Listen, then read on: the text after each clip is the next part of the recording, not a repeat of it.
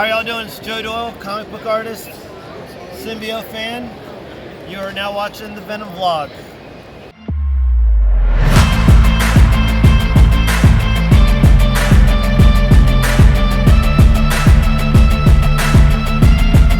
Hey Ace, I gotta run to MegaCon. I'll be very quick. I'll come back and we'll have a nice movie night, okay?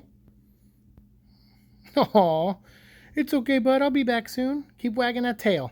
Hey, what's up, everyone? Welcome back to an episode of Venom Vlog. This is episode 775, and I'm so glad that we are done with the dark web stuff now, and I'm going to talk about something that's actually fun to talk about, which is visiting conventions. And it was cool to go to MegaCon 2023 once again, although I only got to go for one night. Unfortunately, obviously I started a new job, so I couldn't ask for the time off, but that's okay because I went one night. I got to see some friends. I got to make some new friends. I got some new cool intros for the show, and I got some cool Venom stuff that we're going to talk about today. I'm not going to get into any details. I will have a review of this book coming up. One of the books we're going to talk about today, I will have a review coming up very soon. Some of these other stuff we've already reviewed and already talked about. So this is my mini Venom haul. I didn't have a ton of money. I just put everything on my credit card, and I just was like, let's just have fun and let's make a fun video out of it. And I'll show some footage of the show floor and everything that I walked around doing. I only went for about 3 hours on preview night, but it was a blast. It was worth every dime I spent there and every second I spent there. It was so awesome. And to see friends again like Joe Doyle, amazing dude who hooked me up with a cool prize, something very special that was Venom related. I can't talk about it in detail, but he gave it to me. I had never really shown it off on the show, but he gave it to me as a gift because we're Venom brothers, right? We're symbiote brothers. And he's a really nice guy, awesome artist. And to see him grow every year, to see his booth get bigger every year, more prints, more artwork, the stuff he does with Funko Pops where he draws on the Funko Pop boxes, amazing stuff. I mean, really, you got to follow this guy on social media. I'll put links to his stuff down below. Amazing, amazing guy. And if you ever see him at your, local con, if he ever visits you guys, just keep tabs on him. He posts all the time where he's going to be, what conventions he'll go to. And he does a lot of cool stuff, man. His artwork's amazing. In fact, I bought a print because I always try to buy at least one print from him. But I bought his Venomized anti-Venom print from him. And I also got another print from him. It's Spawn related, but it is Gunslinger Spawn. Really, really awesome. The guy is super talented. In fact, he has a comic book coming out, Expired. This is the ash can version, or like the preview version that they had at the convention.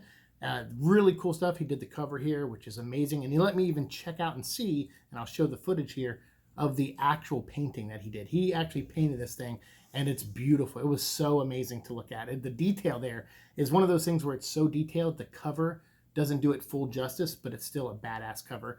But the full book of this is going to be coming out, so make sure you follow Joe on his social medias so you know when it drops and where you can pick up a copy. All right, and some other stuff I got. Speaking of prints, I did get this Joshua Ciara print of Moon Knight Venomized. I think this was a variant cover to Moon Knight number 4.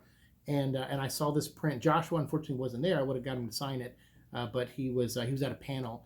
But luckily, whoever was working his booth sold this to me, and it was awesome. I can't wait. I'm going to add it to the Moon Knight wall because I was like, I like my Moon Knight wall, but I have some Midnight Sun stuff on that wall now too. And I was like, I'd really like something Venom related over there. So when I saw that, I was like, perfect. This is totally going to fit on that wall. So good. And then I also got some variant covers. Normally, I'm not a variant cover collector guy. But that's what I was like, do something new, do something, venture out a little bit, go outside your bubble. And also, I know there's a lot of people on social media that I follow, like Old Man Venom and stuff, like people who, and I Spy a Symbiote, who post all these, they really like seeing the artwork on these variant covers. And then they buy them too, and they collect them. And I was like, that's awesome. And I go, and I know if I saw someone go to a convention, I would tell them like, hey, if I was into variants, I'd be like, you got to pick up one of those variants. Look at the art. It's so amazing. And so this time I was like, all right, I'm going to channel that energy and I'm going to go in here and buy some variants. And luckily some of these guys gave them to me at good deals. I, introduced myself, talked about the Venom vlog. Some of them had seen my show, some of them haven't, but it was really cool to just kind of meet a bunch of people and them say like, hey, you know what, tell you what, I'll throw this in. If you get this, I'll throw this in. So I got some extra blank variant covers for stuff that, I'll have people sketch on in the future. And that might be what I do next time when I go to a convention is I'll just bring like 2 or 3 of those blank covers, and that'll be our Venom vlog. Is I'll just get a couple people to do like a Venom drawing and a Carnage drawing and maybe maybe Sleeper, since I like Sleeper. So yeah, I did pick up the Amazing Spider-Man #1 variant. Now some of these are not MegaCon exclusives. They're called Fan Expo exclusives, which means any show that Fan Expo runs, you will see these covers at if there's any left. So this is, I think, left over from a different convention, but I saw this and I was like, I have to have it. It's amazing. It's very, very cool. And I do have cool shots of all these. I made a symbiote short episode. So if you check out my shorts, you'll see close-ups and the names of all the artists for all these covers for sure, but also try to put that information down here as well. This, I couldn't go to New York Comic Con, this last year. So when I saw this there, I was like, I gotta have it. They had a couple of these left. I think the guy had like a stack of 50 of them, and that's all he had left. So they were able to sell me one of these, which is beautiful. It's a Venom number 9 variant, and it's got this awesome cover. When I saw it, I was just like, it caught my eye, and I was like, I have to have that. So they gave that to me at a good price. And then also Lethal Protector 3, the previous Lethal Protector series, Unknown Comics had these two covers by Tyler Kirkham, I believe. And these are amazing. And I think I've seen these online before, and I was like, if I ever see those in person, I want them. I just want to have them in case I frame them, put them on the Venom wall, and it's so cool. I mean, they're awesome. And again, because they're older books, I got them for a good price. So I got those, and then lastly, I got these pins, a Venom pin and a Spider-Man 2099 pin, and these were sold at the MegaCon exclusives booth, but again, it's really Fan Expo exclusives, not really fully just MegaCon. But yeah, so it's a Fan Expo exclusive. So I got these two pins as well.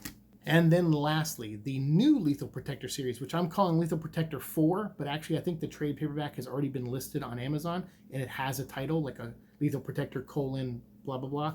So yeah, and at one point we'll go through and we'll get all 4 Lethal Protector trade paperbacks, and we'll do maybe just a small video discussing them when they all come out. Because who knows, this may not be the last Lethal Protector series they do. If this sells well, like the last one I think did, they'll probably just make another, a couple more of these like they did with Symbiote Spider-Man. Although I feel like the quality of these ones aren't as good as the Peter David Symbiote Spider-Man. I really didn't like the last Lethal Protector. It had a couple moments, but I didn't really like it overall. And I'll be honest, I've read this book, and I'll definitely share my detailed review coming up very soon. But I'm kind of iffy. Good start, but I'm still worried that it's going to fall into some of the issues I had with the last Lethal Protector. But we do have different variant covers here. This one is awesome by Chrissy Zullo, and this one's numbered. So I have number 134 out of 1600. But yeah, I saw this online. I think it was on I Spy Symbiote's page.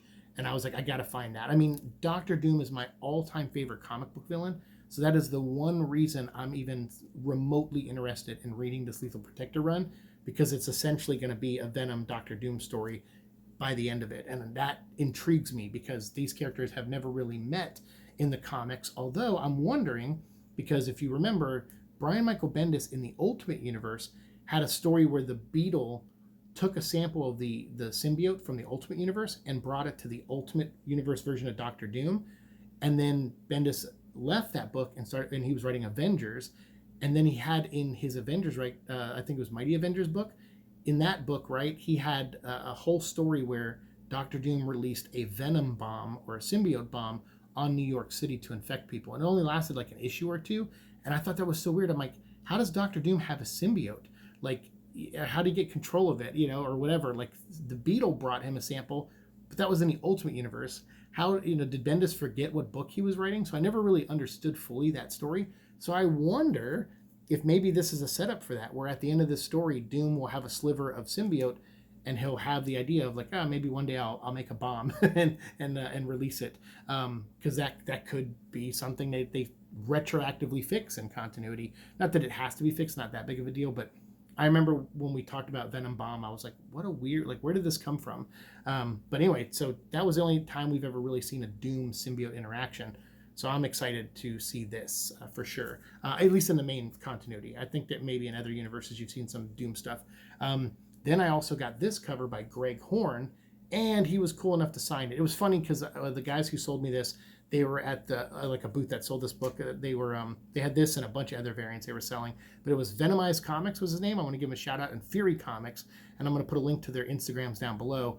Really awesome dudes. They did an intro for the show. Really, really cool of them. But they were like, hey, if you buy this, you go over Greg Horn signing them for free right now. So I was like, awesome, that's great. So I bought this, ran over to Greg Horn's booth, and he was like, hey, it's going to cost you like $10 for me to sign it. And I'm like, well, it's fine. I ultimately don't mind. I just, when you're told, hey, it could be free, my expectation was that he was going to sign it for free.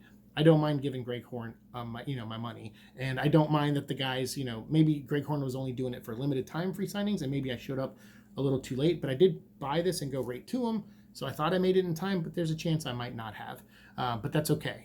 I still think it was worth spending $10 to get him to sign it, because I actually never met Greg Horn. I've been a fan of his artwork for years, and I've seen him at conventions, like when I was signing and stuff in Artist Alley, and I would see him at places, but I never went over and talked to him. So this was really cool for me to just go and meet the guy, because I'm a huge fan of his artwork, and I thought this cover was so badass. So I'm glad I got it. All right, so we got 3 more variants here.